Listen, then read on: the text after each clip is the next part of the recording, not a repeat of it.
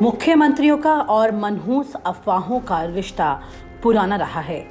ये इसलिए कहा जा सकता है कि अगर आप देखें तो उत्तर प्रदेश में नोएडा में कोई भी उत्तर प्रदेश का मुख्यमंत्री आने से हिचकता था।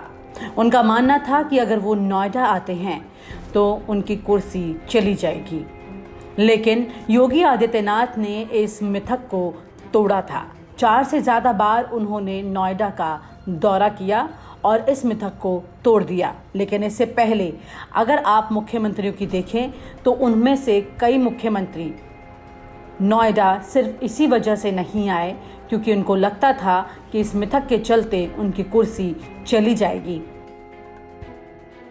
तो बीजेपी के ही योगी आदित्यनाथ जिन्होंने इस मिथक को तोड़ा, वहीं पर अब बीजेपी के ही दूसरे मुख्यमंत्री जो कि अब उत्तराखंड से हैं, यानी कि तीरथ सिंह रावत, अक्सर अभी इन दिनों चर्चाओं में लगातार बने हुए हैं। जब भी बोलते हैं विवाद खड़ा हो जाता है।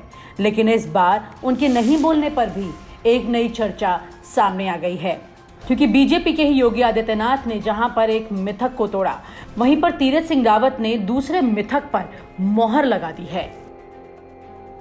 दरअसल उत्तराखंड के नए मुख्यमंत्री तीरथ सिंह रावत अपने मुख्यमंत्री आवास में शिफ्ट नहीं होंगे। फिलहाल वहां पर त्रिवेंद्र सिंह रावत अभी आवास में रह रहे हैं, जो कि जल्द ही खाली कर देंगे। लेकिन तीरथ सिंह रावत उसके बाद भी इस आवास में शिफ्ट नहीं होंगे। आपको बता दें कि तीरथ सिंह रावत उत्तराखंड के वो पहले मुख्यमंत्री नहीं हैं जो इस आवास से अपनी दूरी बनाने की कोशिश कर रहे हैं। इससे पहले भी उत्तराखंड के कई मुख्यमंत्री इस आवास से दूर रहने की कोशिश कर चुके हैं। यहाँ तक कि अब राजनीतिक गलियारों से लेकर बाकी सब जगह ये चर्चा होने लगी है कि क्या वाकई में मुख्यमंत्री आवास मुख्यमंत्रियों के लिए किस्मत वाला नहीं रहा है, क्योंकि कोई भी मुख्यमंत्री पूरा कार्यकाल करके नहीं जा सका है। उत्तराखंड के मुख्यमंत्री आवास से जुड़े मिथकों को मानकर पूर्व सीएम हरीश रावत अपनी कुर्सी सुरक्षित रखने के लिए उस आवास में शिफ्ट नहीं हुए थे। बावजूद इसके उनकी किस्मत के सितारे बदल नहीं पाए। ये बात 2016 की है, जब हरीश रावत मुख्यमंत्री थे और करोड़ों रुपए आवास पर खर्च करने के बावजूद भी उन्होंने ये निर्णय लिया कि वो आवास में शिफ्ट नहीं होंगे। और जानकारों का कहना है कि बंगले में रहने के लिए जो सीएम आया, उसकी कुर्सी कुछ महीने के बाद ही छिन गई। ऐसे में हरीश रावत मुख्यमंत्री आवास छोड़कर बीजापुर राज्य अतिथि गृह को अपना घर बना चुके थे। हालांकि हरीश रावत ने इस मिथक से जुड़ी शिफ्टिंग को लेकर कुछ और ही दलील दी थी। उनका कहना था कि वो जब उपचुनाव जीत लेंगे तभी मुख्यमंत्री आवास में प्रवेश करेंगे।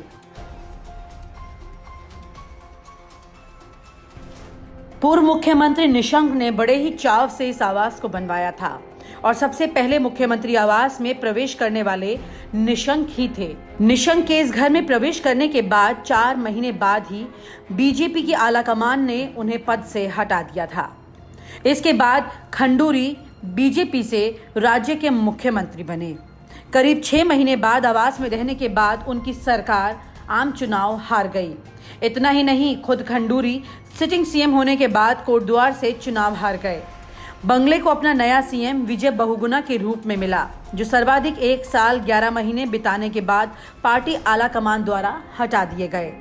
इसके बाद हरीश रावत मुख्यमंत्री बने, लेकिन पहले दिन से ही उन्होंने बंगले की तरफ रुख नहीं किया।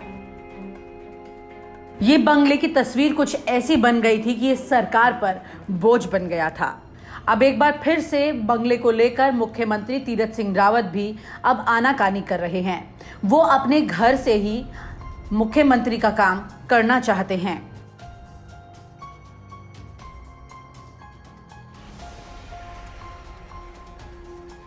आइए आपको तारीख भी बताते हैं कि इस बंगले में कम वक्त के लिए कौन कौन मुख्यमंत्री रहे।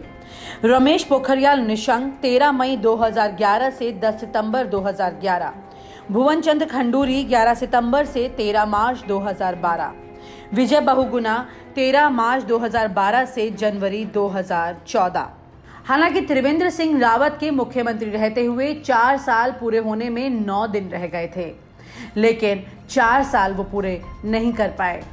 फिर भी जिस तरह से उन्होंने लंबा समय आवास से बिताया, इससे ये जरूर लगता है कि उन्होंने इस मिथक को नहीं माना था। लेकिन एक बार फिर से इस मिथक की कहानी जिंदा होती है और उसकी वजह है तीरथ सिंह रावत, जो कि अब इस बंगले में शिफ्ट नहीं होना चाहते हैं। और आप हमसे जुड़े रहने के लिए सब्सक्राइब करें YouTube पर, फॉलो करें Twitter पर और लाइक करें Facebook पर। और ज्यादा जानकारी के लिए न्यूज़ नशा की वेबसाइट पर जाएं। आपको टाइप करना होगा सिर्फ न्यूज़ नशा।